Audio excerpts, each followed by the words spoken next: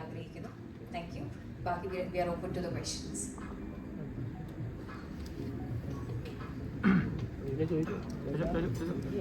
മൈക്കിന് പിന്നെ കൊടുത്തു മൈക്ക് കൊടുത്തില്ലേ? മൈക്ക് വേണം.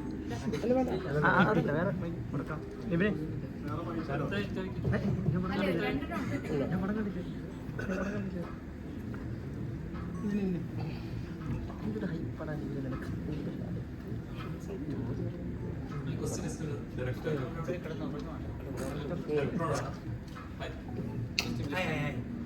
പടം കണ്ടു, ഗംഭീരമായിരുന്നു. നല്ലൊരു എക്സ്പീരിയൻസ് ആയിരുന്നു തിയേറ്ററിൽ കിട്ടിയത്.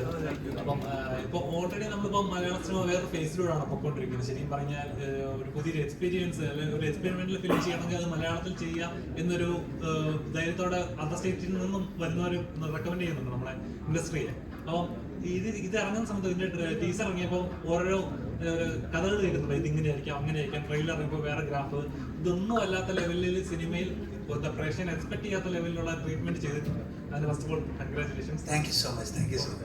എന്താണ് ഇങ്ങനെ ഒരു എക്സ്പെരിമെന്റ് ചെയ്യാനുള്ള ഒരു ഇൻസ്പിറേഷൻ ഉണ്ടായിരുന്നു?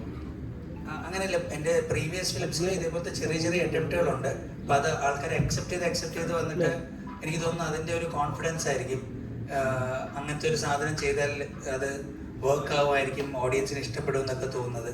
അപ്പോൾ അതിനൊരു പ്രൊഡക്ഷൻ ഹൗസും കൂടെ നമ്മൾ പ്രോപ്പറായിട്ട് സപ്പോർട്ട് ചെയ്യുമ്പോഴത്തേക്കും വീൽ നെയിൽ ഇറ്റ്, നമുക്കത് നെയിൽ ചെയ്യാൻ പറ്റുമെന്നുള്ളൊരു സംഭവം. പിന്നെ എനിക്ക് തോന്നുന്നു വീണ്ടും ഇങ്ങനത്തെ വർക്കുകൾ കാണുമ്പോഴത്തേക്കും നമ്മളോട് സഹകരിക്കുന്ന ആർട്ടിസ്റ്റുകൾക്കും അവരുടെ എക്സ്പെരിമെൻറ്റുകളും അല്ലെങ്കിൽ അവരുടെ അറ്റംപ്റ്റുകളും ഒക്കെ എഫേർട്ടുകളും ഒക്കെ ഇതിൽ ഇൻവെസ്റ്റ് ചെയ്യാൻ തോന്നും. അപ്പോൾ എല്ലാം കൂടെ ചേർന്ന് വരുമ്പോഴത്തേക്കും ഒരു നല്ലൊരു പരിപാടിയായിട്ടത് എൻഡ് ചെയ്തു. ഒരു മിനിറ്റ്, ആ മ്യൂസിക് ഒന്ന് ഓഫ് ആക്കാം. Ground music.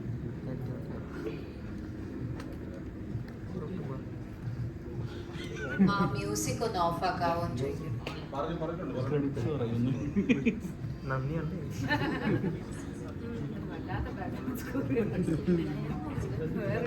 ഭയങ്കര ഒരു മൊമെന്റ് ആണ്. ആൻഡ്